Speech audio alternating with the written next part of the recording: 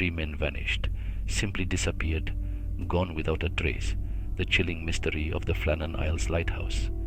What truly transpired on that remote rock?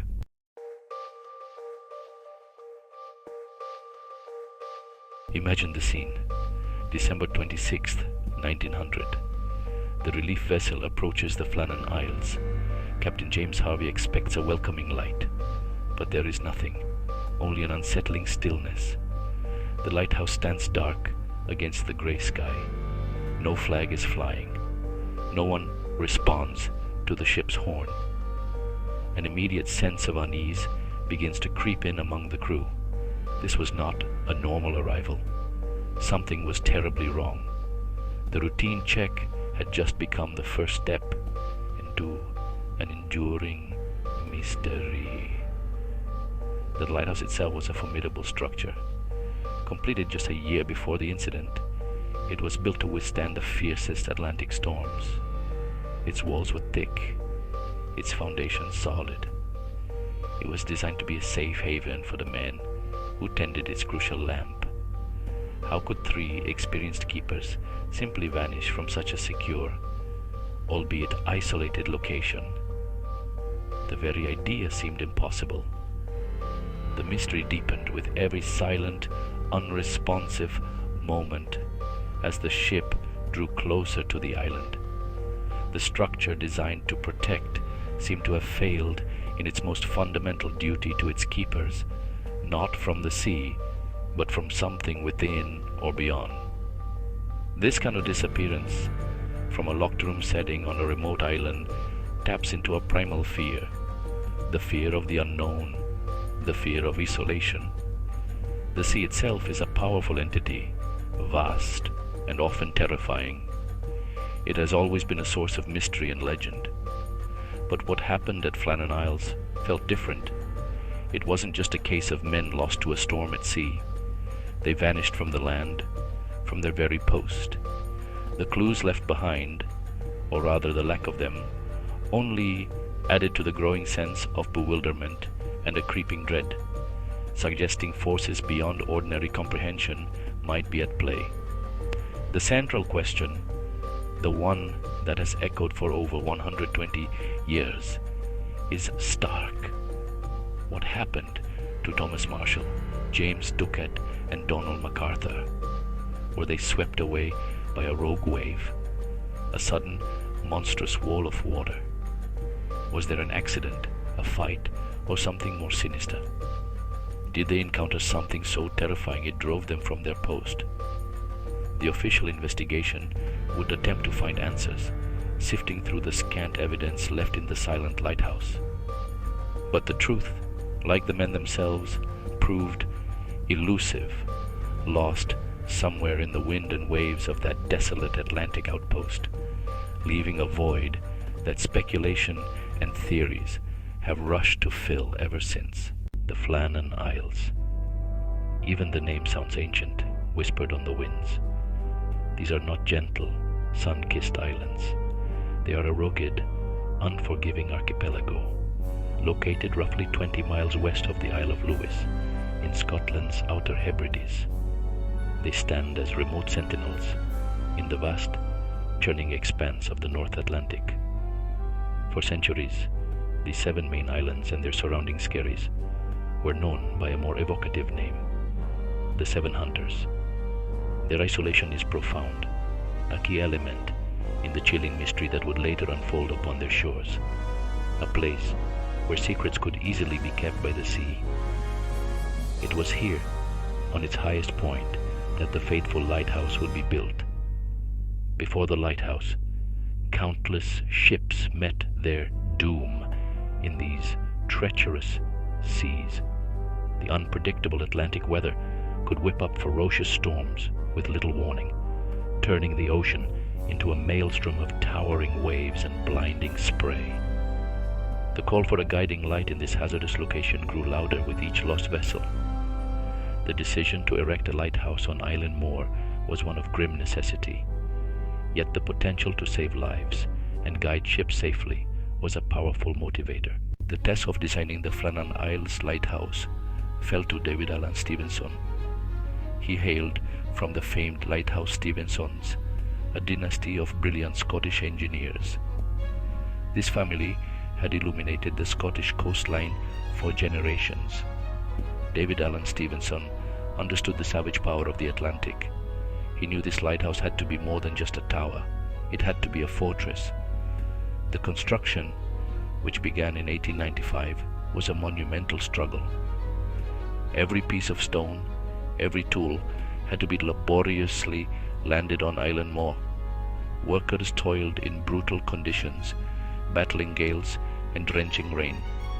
The lighthouse tower itself rose to a height of 75 feet. The lantern was designed to project its life-saving beam far out into the stormy Atlantic. Once completed, it was intended to stand for centuries, a steadfast guardian against the darkness. On the 7th of December 1899, its lamp was lit for the first time. Its bright beam sliced through the dark, a welcome sight for mariners navigating those treacherous waters. Little did anyone know that this triumph of engineering would soon become the setting for one of maritime history's most baffling mysteries.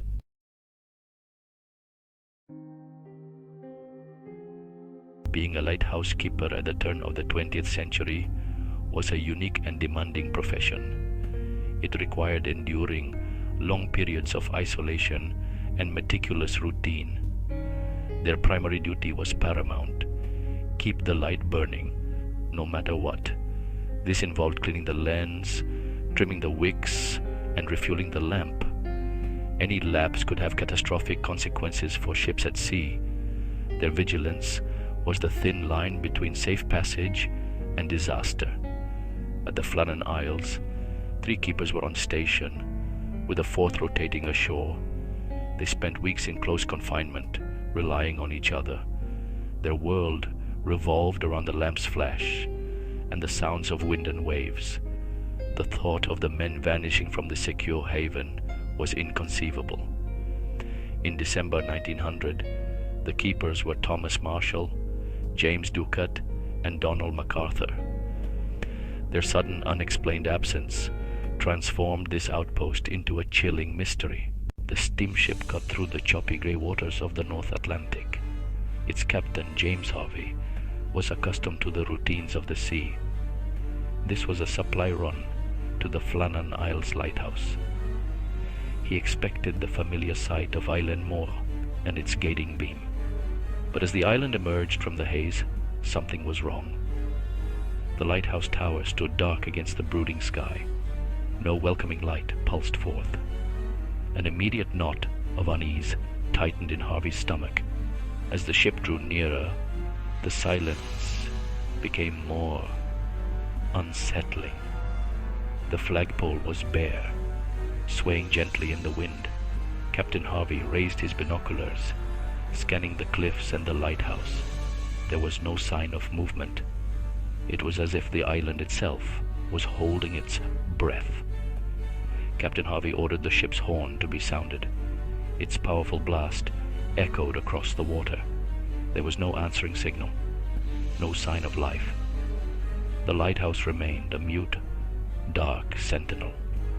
The initial unease aboard the ship began to curdle into genuine alarm. The routine stop had transformed into the first chapter of an unnerving mystery.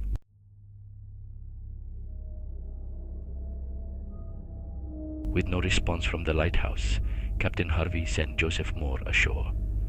Moore, familiar with the island, hoped for a simple explanation, but dread accompanied him as he battled the waves. The landing was treacherous. The usual sounds of life were eerily absent. Reaching the lighthouse, Moore found the main gate closed. He called out, "Marshall, Ducat, MacArthur," but received no reply. The place was deserted. Joseph Moore began a thorough search. The kitchen offered baffling clues. A meal lay uneaten, a chair overturned.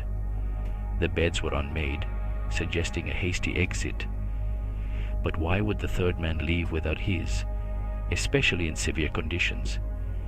The careful preparation followed by sudden desertion deepened the mystery. 3 experienced keepers had disappeared without a trace. It was a tomb of secrets. Joseph Moore, chilled to the bone, relayed his findings to Captain Harvey. The ship turned away from the desolate rock, carrying the burden of an unsettling mystery. A message had to be sent immediately.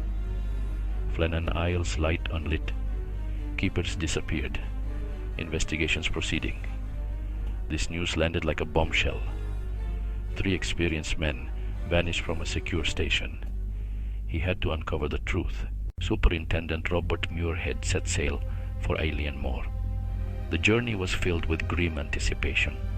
As the Flannan Isles Lighthouse emerged on the horizon, it confirmed the disturbing reports. Muirhead faced the daunting task of imposing reason upon a scene that defied explanation. Upon landing, Muirhead began his meticulous examination. He retraced Joseph Moore's journey. The uneaten meal, the overturned chair. These details painted a vivid picture of sudden departure. He noted the unmade beds and the chilling stillness. Every observation amplified the sense of human absence. Muirhead was searching for any clue that might shed light on the keeper's fate. The state of the oilskins was perplexing. 2 sets were missing, but Thomas Marshall's were found hanging on their peg. Why would Marshall be caught outside without his protective gear? Muirhead extended his examination to the exterior. He noted significant damage at the west landing. A supply box was smashed. Iron railings were bent, and ropes lay in disarray. This indicated the impact of powerful waves. Could this be the key to the disappearance? Had the men been caught tending to equipment when a wave struck? Or was this damage an event that occurred after they had already vanished? Superintendent Muirhead ordered an exhaustive search of Island Moor. His team scoured every inch of the island, but the island guarded its secrets well. The search extended to the surrounding waters. The men had vanished as if the sea had swallowed them whole. Muirhead compiled his official report. He concluded the keepers were swept away by a large wave.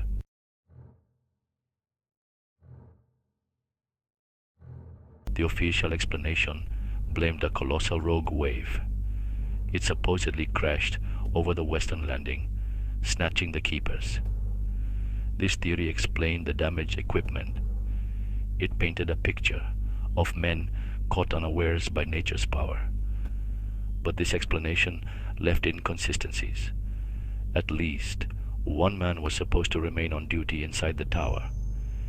If he had rushed out, why was his gear left behind? Beyond the official findings, local lore offered unsettling explanations.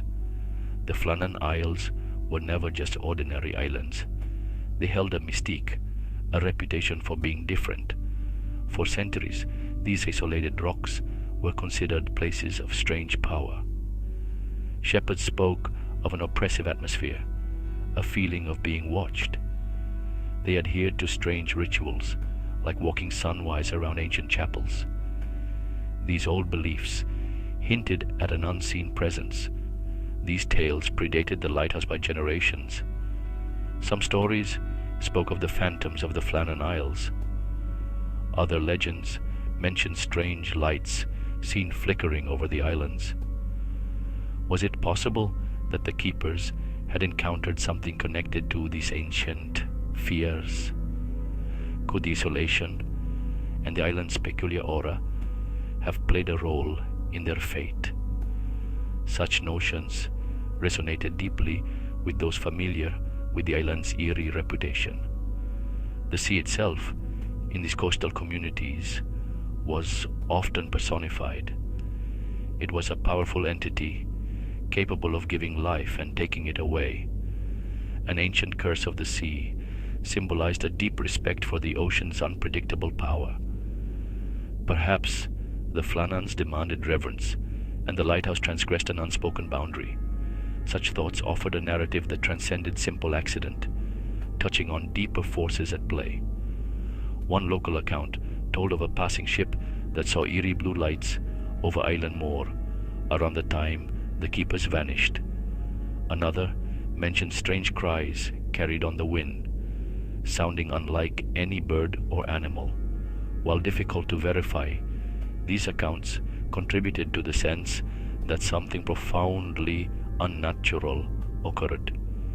These whispers painted a picture far removed from a simple drowning, suggesting the island itself was an active participant in the mystery.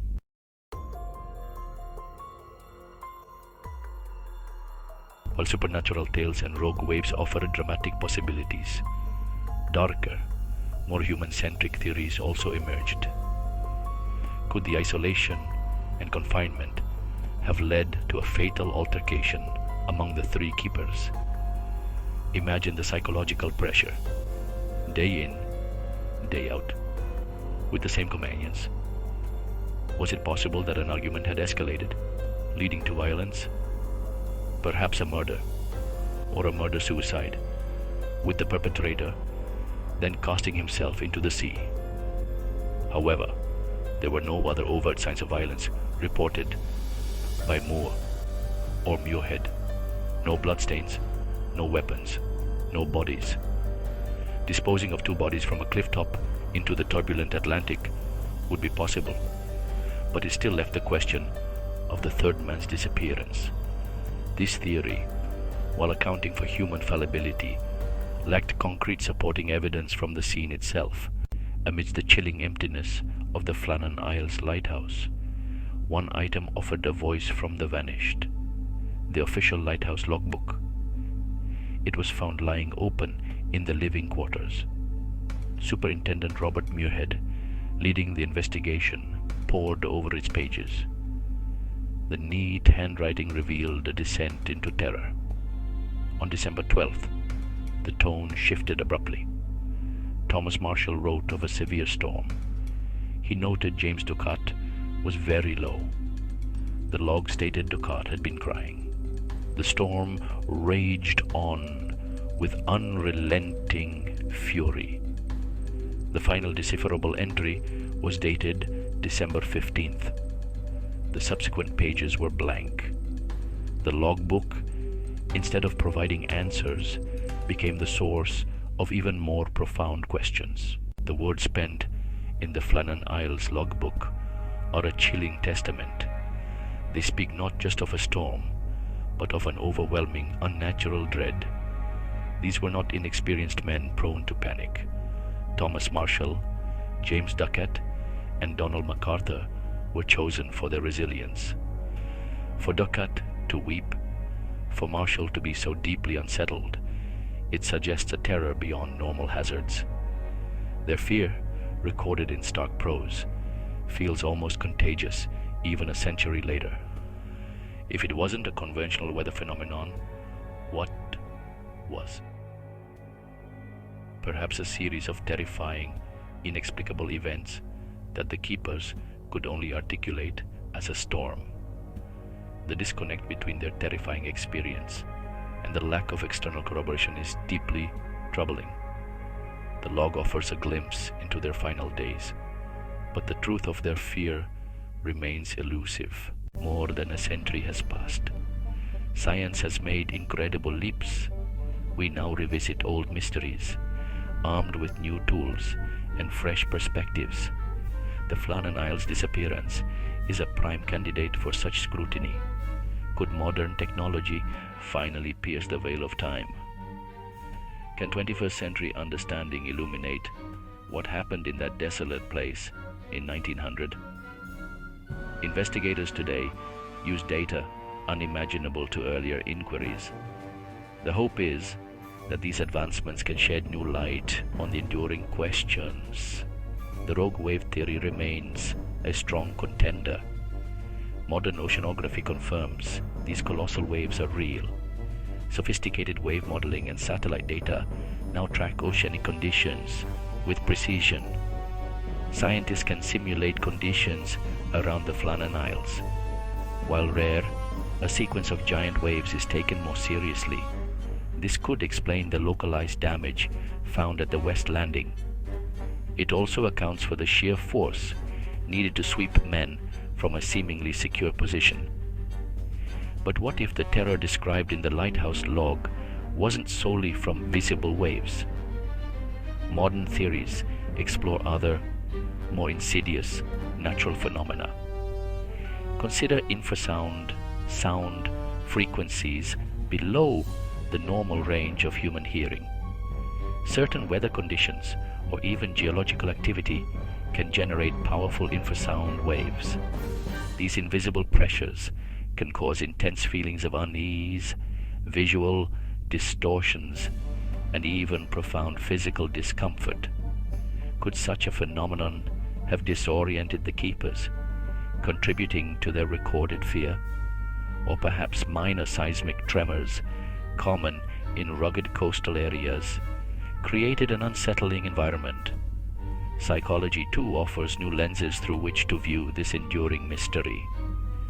The intense isolation and potential sensory deprivation inherent in a remote lighthouse posting are much better understood by experts today.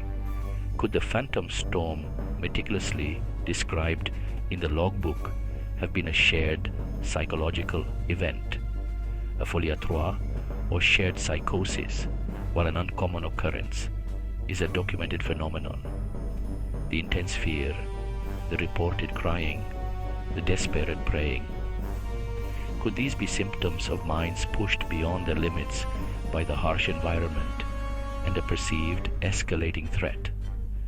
Modern analysis allows a more nuanced understanding of how extreme stress can warp perception.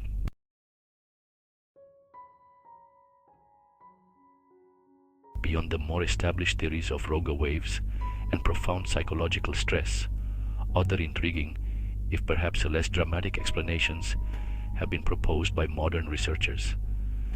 These new theories often focus on peculiar combinations of natural events, attempting to explain the specific oddities of the Flannan Isles case, such as the missing oilskins for only 2 men, or the strangely calm final entry in the logbook.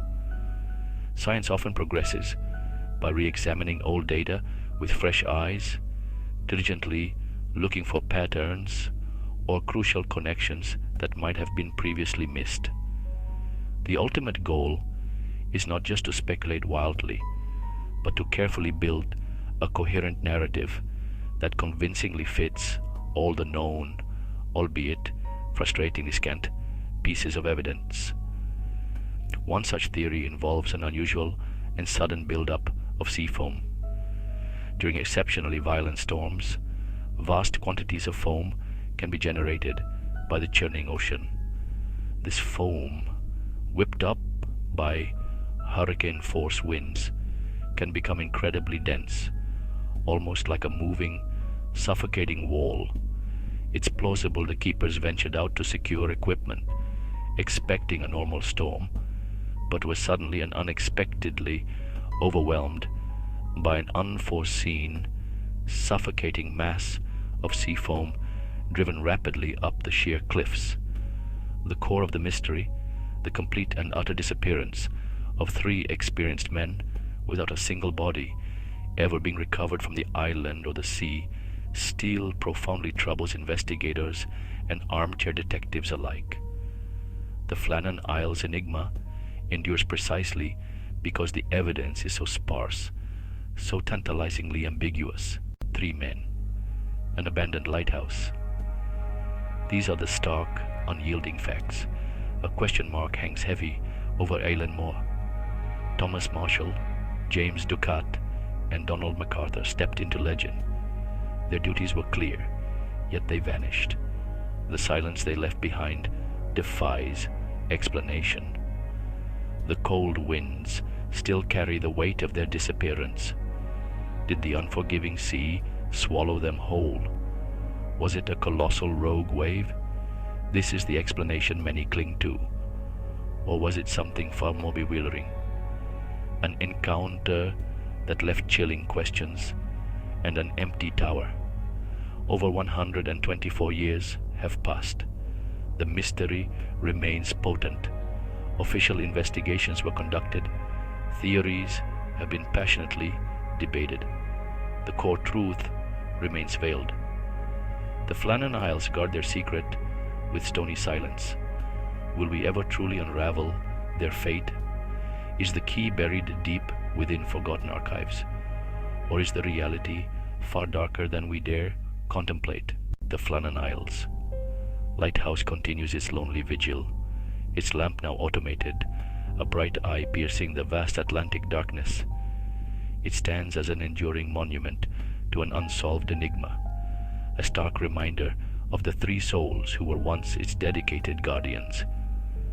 The very name, Flannan Isles, is now inextricably linked with their mysterious fate. It evokes images of isolation, of unanswered cries, and of a chilling silence that speaks louder than any storm. Such profound, unsolved mysteries possess an undeniable and powerful grip on the collective human imagination.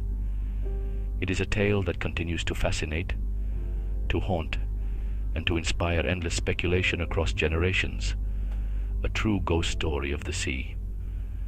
They leave us to ponder the unsettling reality that some mysteries may remain forever locked away, their secrets guarded by time, by the wild sea, or by forces that dwell just beyond the edges of our comprehension.